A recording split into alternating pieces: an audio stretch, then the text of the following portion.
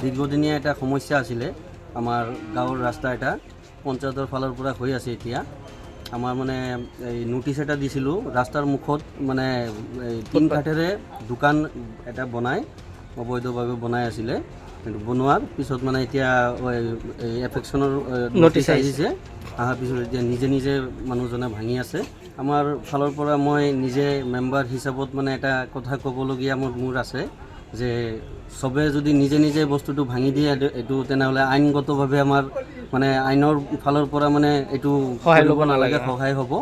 যদি নিজে নিজে সবে ভাঙি দিয়ে ৰাজপথখিনি যদি আমাৰ মুকলি কৰি দিয়ে তেনেহ'লে ভাল মানে আমাৰ ৰাইজৰ কাৰণে ভাল আমাৰ ফায়াৰ ব্ৰিগেড আৰু এম্বুলেন্স সব সোমাব পাৰিব পাব্লিকৰ কিবা অসুবিধা হ'লে আমাৰ সোমাব পাৰিব এইটোৱে মানে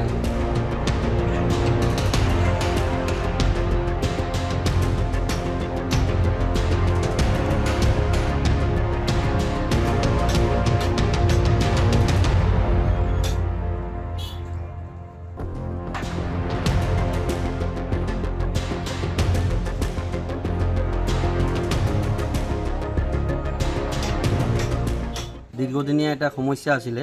আমাৰ গাঁৱৰ ৰাস্তা এটা পঞ্চায়তৰ ফালৰ পৰা হৈ আছে এতিয়া আমাৰ মানে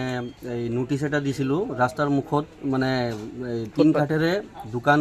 এটা বনাই অবৈধভাৱে বনাই আছিলে কিন্তু বনোৱাৰ পিছত মানে এতিয়া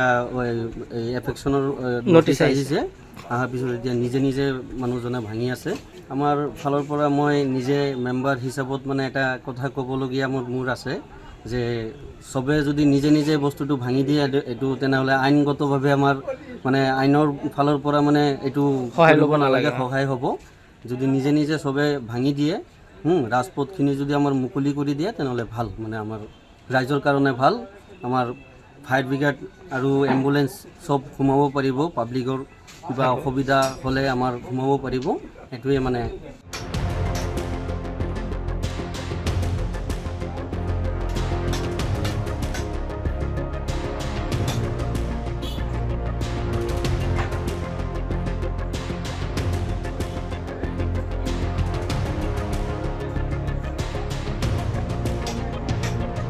দীৰ্ঘদিনীয়া এটা সমস্যা আছিলে আমাৰ গাঁৱৰ ৰাস্তা এটা পঞ্চায়তৰ ফালৰ পৰা হৈ আছে এতিয়া আমাৰ মানে এই নোটিছ এটা দিছিলোঁ ৰাস্তাৰ মুখত মানে এই টিন কাঠেৰে দোকান এটা বনাই অবৈধভাৱে বনাই আছিলে কিন্তু বনোৱাৰ পিছত মানে এতিয়া এই এফেকশ্যনৰ নোটিছ আহিছে অহাৰ পিছত এতিয়া নিজে নিজে মানুহজনে ভাঙি আছে